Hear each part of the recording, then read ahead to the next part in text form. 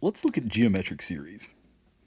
Geometric series are series where there's a common ratio between any two adjacent terms. And I've got three examples here. In this first example, the common ratio is 2, because every time you go from one term to the next, you multiply by 2. For this one, the ratio is 1/3,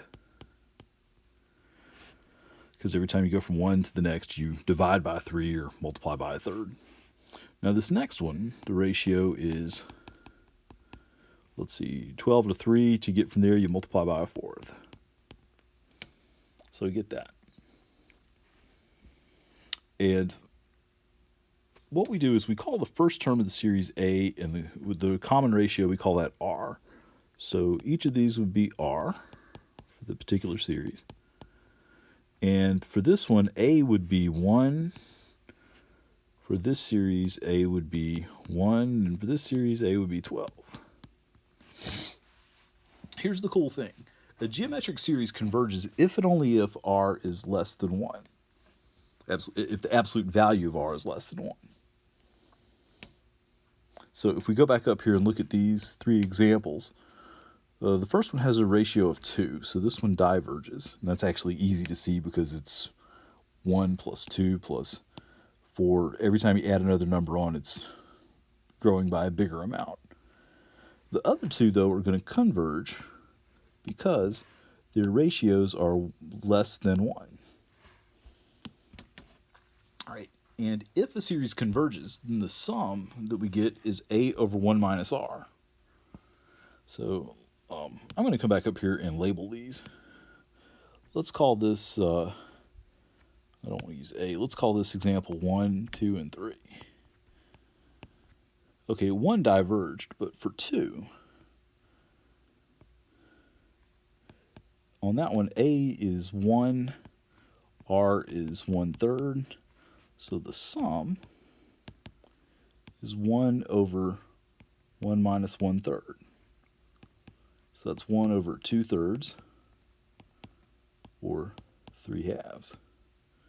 And if you wanted to start adding these things up on your calculator or on a spreadsheet or something, you can see that. Let's do a few more examples. Okay, determine A and R and then find if the sum, or tell if it diverges. Okay, so on this one, it's easy to get A because the series is just written out for us. So A in this case is 2. And the ratio here is 1/3. Because every time we go from one to the next, we're dividing by 3. All right, so the sum, it converges because R is between -1 and 1. And the sum is A over 1 minus R. So that's 2 divided by 2/3. That's 2 times 3/2. So the sum is 3. All right, this one, to get A,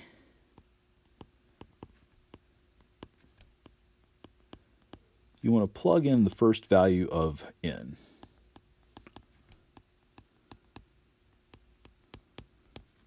In this case, n starts at 0, so A is going to be 3/4 raised to the 0 power. And of course, anything to the 0 is 1. Now, the ratio is 3/4.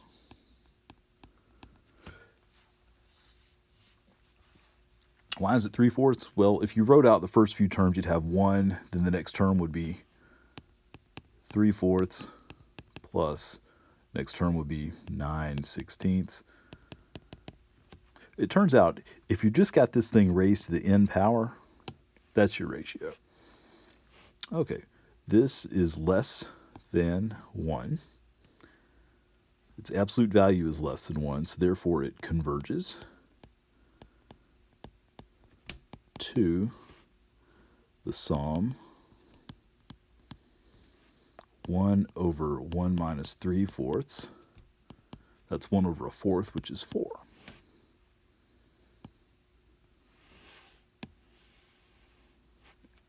Okay, this next one. Again, to get A, we'll plug in the first value of K here. So that's going to be 4 to the second power over 5 to the first power. So that's 16 over 5. And our ratio in this case is 4/5. 4/5, the absolute value of that is still less than 1, so this is going to converge. And it's going to converge to, let's see, A over 1 minus R.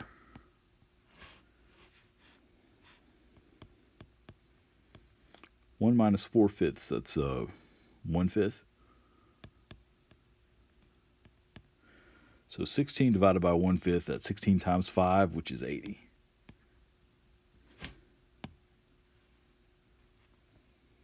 All right. This one, A is 5. R in this case is negative 1/2. Wait, I just skipped over how I found A is 5. I plugged in the 0 for N here. And so 5 times something to the 0, and 5 times 1 is 5. All right. Now, negative 1/2, the absolute value of that is 1/2, and 1/2 is less than 1. So this thing is going to converge. The sum is going to be 5 over 1 minus negative 1/2. So that's 5 over 1 plus a half, so 5 over 3/2. So that's 5 times 2/3. 5 times 2 is 10 over 3. This converges to 10/3.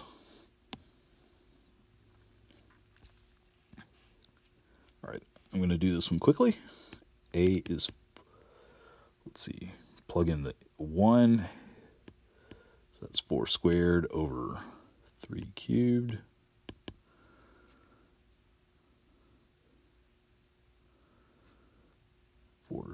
Four squared over 3 cubed, so that's 16 over 27. R in this case is 4/3.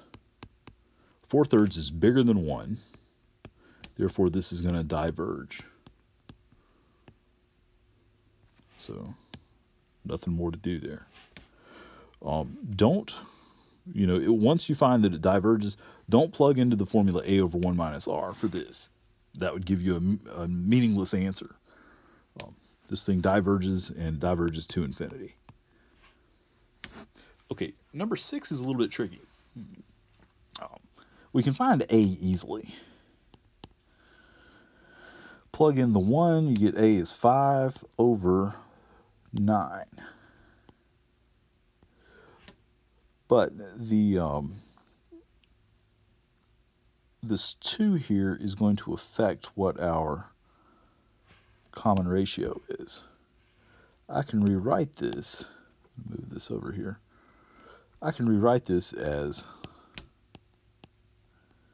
n equals 1 to infinity. 5 to the n. Down here, I can do this 3 squared to the n.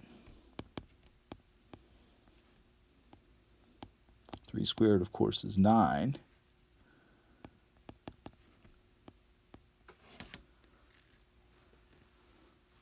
So my ratio here is 5/9.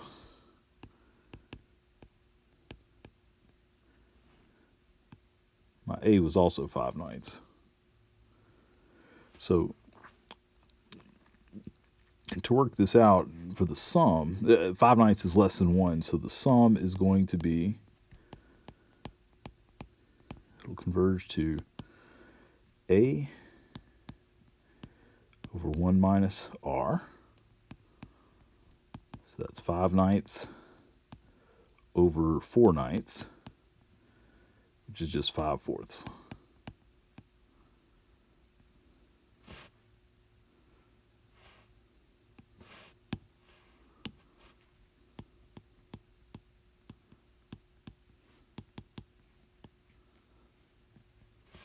Now, if you didn't see that immediately and you're trying to figure out what's the ratio, you could always just do this. You could always just look at when n is 1, the number I get is 5 over 3 to the 2 power is 9. When n is 2, 5 squared is 25. And this would be 3 to the 4th. 3 to the 4th is 81. So the ratio would be 25 over 81 divided by 5/9. You can always find the ratio by dividing one term by the previous term. Now, keep, change, flip. I actually learned that from my students. Keep, change, flip was not a thing when I was in school. Let's see, these cancel and leave me with a 5 on top. These cancel, leave me with a 9 on bottom. So if you want to, you can do that, and you can get R is 5/9.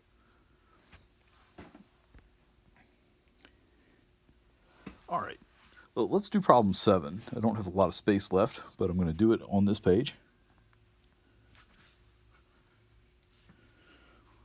Number 7 here. This one's not a geometric series.